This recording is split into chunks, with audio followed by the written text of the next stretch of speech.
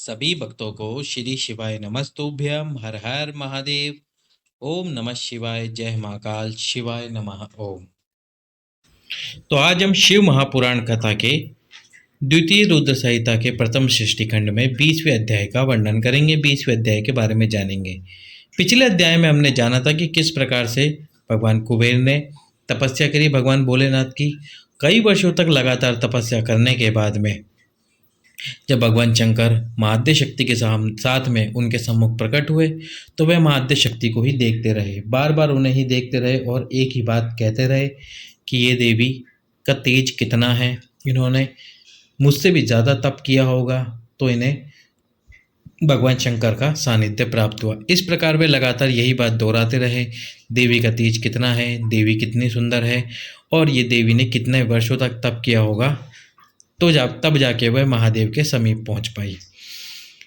तो माता पार्वती ने जब बार बार ये बातें सुनी तो उनको लगा कि ये कुबेर मेरी तरफ कुदृष्टि से देख रहे हैं, तो उन्होंने कुबेर की एक आंख फोड़ दी। इसके बाद भगवान शंकर ने समझाया कि ये आपको कुदृष्टि से नहीं देख रहे हैं, ये तो आपको माता के समान देख रहे हैं और आप इनके पुत्र के समान हैं। इस प्रकार से फिर भगवान शंकर ने कुबेर को वरदान दिया, कुबेरपुरी का राजा बनाया और फिर भगवान शंकर और माँ आद्यशक्ति वहाँ से चले गए। आज हम देखेंगे कि भगवान शिव का कैलाश पर्वत पर गमन हुआ और किस प्रकार से ये प्रथम सृष्टिखंड समाप्त हुआ। इसके बाद में द्वितीय ही रुद्र संहिता में सती खंड प्रारंभ होगा, जिसमें हम माता सती और भगवान शंकर के चरित्र का वर्णन जानेंगे। किस प्रकार दक्ष के यज्ञ में माता सती ने अपने प्राणों की आहुति दी थी। साथ ही हम आज आपको पूर्ण गर्भ प्राप्ति के लिए शूलटंकेश्वर महादेव का उपाय बताएंगे। शूलटंकेश्वर महादेव की कृपा से किस प्रकार माताओं बहनों को पूर्ण गर्भ प्राप्त हो सकता है। जिस प्रकार आप अपना प्यार पुराने पिछले वीडियोस को दे रहे हैं, उतना ही प्यार इस वीडियो को दें। वीडियो को लाइक, चैनल को सब्सक्राइब और वीडियो को अधिक से अधिक लोगों के पास में शेयर जरूर करें। भगवान शिव का कैलाश पर्वत पर गमन और सृष्टि खंड का उपसंहार। ब्रह्मा जी बोले, हे नारद, हे मुने, कुबेर के तपोबल से भगवान शिव का जिस प्रकार पर्वत श्रेष्ठ कैलाश पर शुभागमन हुआ वह प्रसंग सुनिए। कुबेर को वर देने वाले विश्वेश्वर शिव जब उन्हें निधिपति होने का वर देकर अपने उत्तम स्थान को चले गए, तब उन्होंने मन ही मन इस प्रकार विचार किया, ब्रह्मा जी के ललाट से जिनका प्रादुर्भाव हुआ है तथा जो प्रलय का कार्य संभालते हैं वे रुद्र मेरे पूर्ण स्वरूप हैं, अतः उन्हीं के रूप में गुहियों के निवास स्थान कैलाश पर्वत पर जाऊंगा। रुद्र मेरे हृदय से ही प्रकट हुए हैं, वे पूर्ण अवतार निष्कल निरंजन ब्रह्म है और मुझसे अभिन्न है। हरि ब्रह्मा आदि देव उनकी सेवा किया करते हैं। उन्हीं के रूप में कुबेर का मित्र बनकर उसी पर्वत पर विलासपूर्वक रहूंगा और महान तपस्या करूंगा। शिव की इस इच्छा का चिंतन करके उन रुद्रदेव ने कैलाश जाने के लिए उत्सुक हो उत्तम गति देने वाले नाद स्वरूप अपने डमरू को बजाया।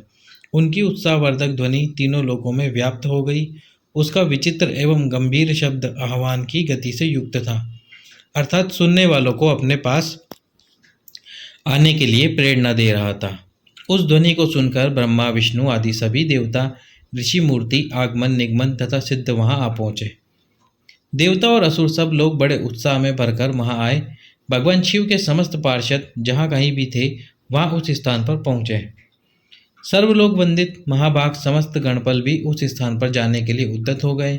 उनकी मैं संख्या बता रहा हूँ, सावधान होकर सुनिए। शंखकर्ण नाम का गणेश्वर 1 करोड़ गणों के साथ, केकराक्ष 10 करोड़ और विकृत 8 करोड़ गणों के साथ जाने के लिए एकत्रित हुआ। विशाख 64 करोड़ गणों के साथ, पारियात्रक 9 करोड़ गणों के साथ, सर्वांतक 6 करोड़ गणों के साथ और श्रीमान दुदुंद 8 करोड़ गणों के साथ वहाँ चलने के लिए तैयार हो गया। गणश्रेष्ठ जालंक 12 करोड़ गणों के साथ, समद 7 करोड़ गणों के साथ और श्रीमान विकृतनानंद भी उतने गणों के साथ जाने के लिए तैयार हुआ। कपाली 5 करोड़ गणों के साथ, मंगलकारी संदार अपने 6 करोड़ गणों के साथ और कुंडुक नामक गणेश्वर भी 1-1 करोड़ गणों के साथ गए। विष्टभ और चंद्रतापन नामक गणाध्यक्ष भी अपने अपने 8 करोड़ गणों के साथ कैलाश के लिए चलने पर वहां गए। 1000 करोड़ गणों से घिरा हुआ महाकेश नामक गणपति भी वहां पहुंचा।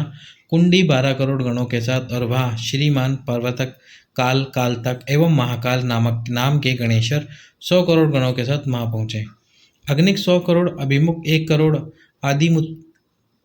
आदित्य मूर्धा तथा धनावा भी 1-1 करोड़ गणों के साथ वहां आए। सन्नाहा तथा कुमुद 100-100 करोड़ गणों के साथ और अमोघ कोकिल एवं सुमंत्रक 1-1 करोड़ गणों के साथ आ गए। काकपाद नाम का एक दूसरा गण 60 करोड़ और संतानक नाम का गणेश्वर भी 60 करोड़ गणों को लेकर चलने के लिए वहां आए। महाबल, मधुपिंग तथा पिंगल नामक गणेश्वर भी 9-9 करोड़ गणों के सहित वहां उपस्थित हुए। नील एवं पूर्णभद्र नामक गणेश्वर भी 90-90 करोड़ गणों के साथ वहां आए। महाशक्तिशाली चतुर्भक नामक का गणेश 7 करोड़ गणों से घिरा हुआ कैलाश जाने के लिए वहां पहुंचे। 120,000 करोड़ गणों से आवृत होकर सर्वेश्वर नाम का गणेश्वर भी कैलाश चलने के लिए वहां आया। काष्टागुड़, सुकेश तथा वृषभ नामक गणपति 64 करोड़, चेत्र और स्वामी नकुलिश स्वयं 7 करोड़ गणों के साथ कैलाश गमन के लिए आए। लोकांतक, दीपात्मा, दैत्यांतक, प्रभुदेव, भृंगी, श्रीमान, देवदेव, प्रिया, रिटी, अश्नि, भानुक तथा सनातन नाम के गणपति 64-64 करोड़ गणों के साथ वहां पर उपस्थित हुए। नंदीश्वर नाम के महाबलवान गणाधीश 100 करोड़ गणों के साथ कैलाश चलने के लिए वहां आए। इस गणापति गण अधिपतियों के अतिरिक्त अन्य बहुत से असंख्य शक्तिशाली गणेश्वर वहां कैलाश चलने के लिए आए और वे सब 1000 भुजों वाले तथा जटा मुकुट धारण किए हुए थे। सभी गण चंद्रमा के आभूषण से शोभायमान थे। सभी के कंठ नीलवर्ण के थे और वे 3-3 नेत्रों से युक्त थे। सभी हार, कुंडल, केरू तथा मुकुट आदि आभूषणों से अलंकृत थे। ब्रह्मा, इंद्र और विष्णु के समान अणिमादि अष्ट महासिद्धियों से युक्त करोड़ों सूर्यों के समान दिव्यापन सभी गणेश्वर वहां आ गए। इन गणाध्यक्षों के अतिरिक्त निर्मल प्रभा मंडल से युक्त महान आत्मा वाले तथा भगवान शिव के दर्शन की लालसा से परिपूर्ण अन्य अनेक गणाधिपति अत्यंत प्रसन्नता के साथ वहां पर जा पहुंचे। विष्णु आदि प्रमुख समस्त देवता वहां जाकर भगवान सदाशिव को देखकर हाथ जोड़कर नतमस्तक होकर उनकी उत्तम स्तुति करने लगे। इस प्रकार विष्णु आदि देवताओं के साथ परमेश्वर भगवान महेश, महात्मा कुबेर प्रेम से वशीभूत हो उस कैलाश को चले गए।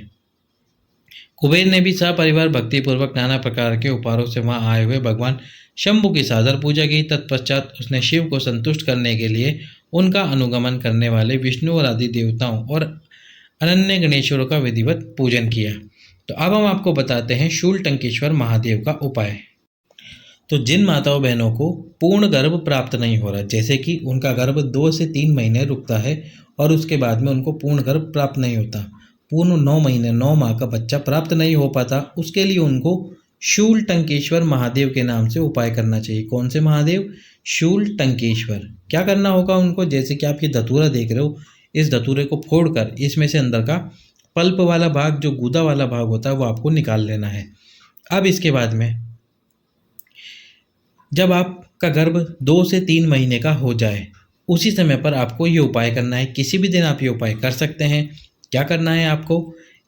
धतूरे के अंदर वाला पल्प वाला भाग निकालकर सबसे पहले आसपास जो भी बेलपत्री का वृक्ष हो, उस बेलपत्री के वृक्ष के नीचे आपको बैठ जाना है और जो अंदर से आपने पल्प वाला भाग निकाला था उसको बेलपत्री के नीचे समर्पित कर देना है, शूलटंकेश्वर महादेव के नाम से। कौन से महादेव? शूलटंकेश्वर महादेव। फिर इसके बाद में इसके ऊपर आपको 3 बार जल समर्पित करना है। कितनी बार? 3 बार।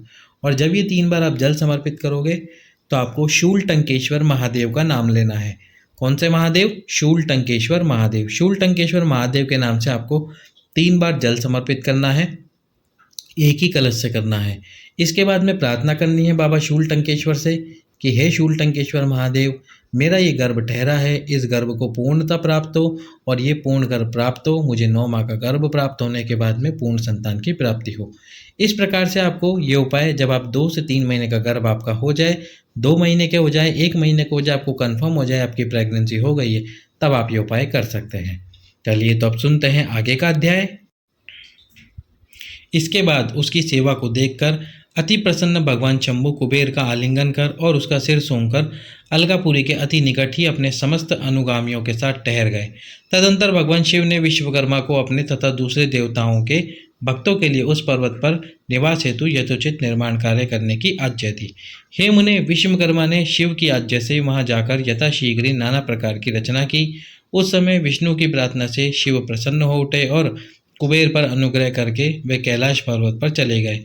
शुभ मुहूर्त में अपने निवास स्थान में प्रवेश कर भक्त वत्सल उन परमेश्वर ने अपने प्रेम से सबको सनात कर दिया। सभी प्रमोदित विष्णु आदि देवता, मुनिगण और अन्य सिद्धजनों ने मिलकर प्रेम पूर्वक सदाशिव का अभिषेक किया। हाथों में नाना प्रकार के उपहार लेकर सबने क्रमशः उनका पूजन किया और बहुत महोत्सव के साथ सामने खड़े होकर उनकी आरती की।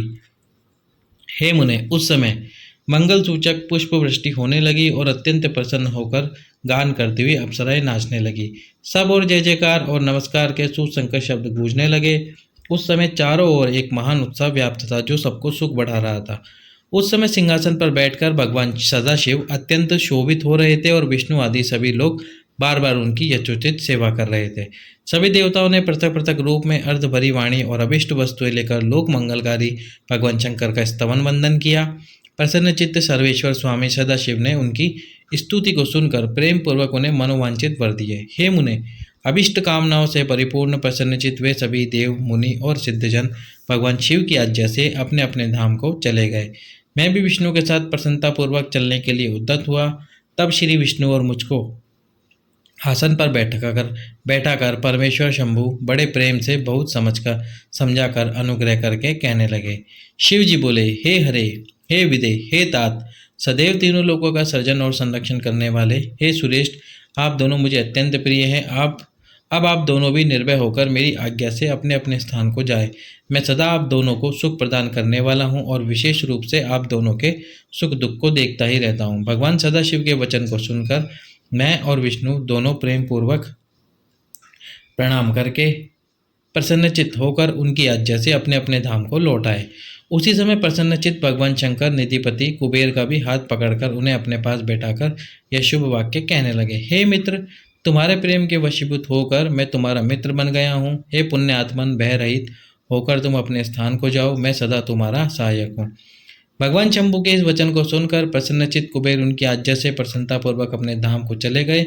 योग परायण सब प्रकार के स्वच्छंद तथा सदा ध्यानमग्न रहने वाले भगवान शिव अपने गणों के साथ उस पर्वत श्रेष्ठ कैलाश पर निवास करने लगे। कभी कभी वे ही आत्मस्वरूप ब्रह्म का चिंतन करते हैं, कभी योग में तल्लीन रहते हैं, कभी स्वच्छंद मन से प्रेम पूर्वक अपने गणों को इतिहास सुनाते हैं और कभी विहार करने में चतुर भगवान महेश्वर अपने गणों के साथ कैलाश पर्वत की टेढ़ी मेढ़ी उबड़ खाबड़ गुफाओं तथा कंदराओं में और अनेक सुरम्य स्थानों पर प्रसन्नचित्त होकर विचरण करते हैं। इस प्रकार रुद्र स्वरूप परमेश्वर भगवान शंकर, जो नाना प्रकार के योगियों में भी सर्वश्रेष्ठ है, उन्होंने अपने उस पर्वत पर अनेक लीलाएं की। इस प्रकार बिना पत्नी के रहते हुए परमेश्वर सदाशिव ने अपना कुछ समय व्यतीत करके बाद में दक्ष पत्नी से उत्पन्न सती को पत्नी के रूप में प्राप्त किया। तदंतर हे देवर्ष, हे महेश्वर, उन दक्षपुत्री सती के साथ विहार करने लगे। इस प्रकार सती के साथ पति रूप में लोकाचार परायण रहते हुए बहुत ही सुखी थे। हे मुनीश्वर, इस प्रकार मैंने आपको रुद्र के अवतार का वर्णन कर दिया। मैंने उनके कैलाश आगमन, कुबेर के साथ उनकी मित्रता का प्रसंग भी कह दिया। कैलाश के अंतर्गत होने वाली उनकी ज्ञान वर्धनी लीला का भी वर्णन कर दिया, जो इस लोक और परलोक में सदैव सभी मनोवांछित फलों को प्रदान करने वाली है। जो एकाग्रचित होकर इस कथा को सम्यक रूप से पढ़ता अथवा सुनाता है, वह इस लोक में सुख भोग कर परलोक में मुक्ति प्राप्त करता है। तो अब समाप्त होता है द्वितीय रुद्र संहिता का प्रथम खंड, प्रथम सृष्टि खंड। अगले अध्याय में हम जानेंगे द्वितीय रुद्र संहिता के सती खंड के बारे में। अगला अध्याय जो शुरू होगा सती खंड का प्रथम अध्याय। तब तक के लिए सभी भक्तों को श्री शिवाय नमस्तुभ्यम। हर हर महादेव।